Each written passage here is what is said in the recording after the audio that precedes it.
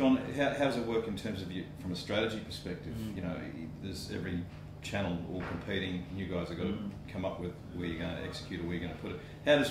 What are the hot mediums for you and channels for you now, and where does print fit into that? I mean, print's always going to be really important. I just feel that print owners, you know, to Justin's point, you know, this whole digital print sort of way of working needs to become just like the way of working for print owners. You know, I think in the very near future, print will, newspapers will not be breaking stories. You know, you've just got to accept that, which means that the bar's going to be set higher for greater quality journalism, longer format stories around the event, you know, the news event, a lot more engagement and reader interaction, a lot more stories started online that are then continued or filled in the paper. So I think the paper has a fundamental role to play. I just think that you know, they've just kind of got to get over it and just accept that they're going to break news online and then get great quality back channel story, context, culture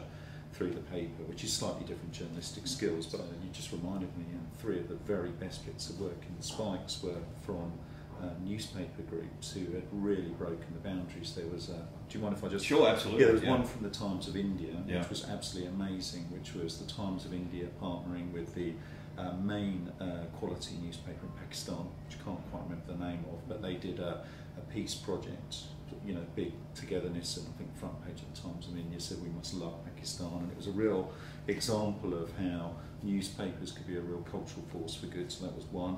Metro newspaper, albeit free sheet in Hong Kong, did an amazing thing on April Fool's Day where they let the consumers generate every story of what they thought Hong Kong, what the stories would be in 2018.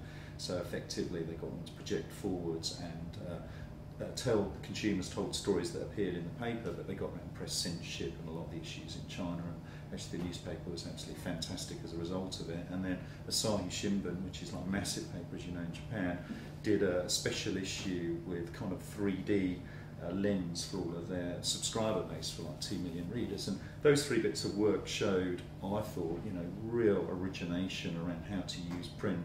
The irony of it is they were all entered by the print owner themselves, which I actually think is really good, because kind of in a way they kind of are raising the bar for the media in a way by showing other advertisers or something. I thought, well, that's a really fresh way of using print.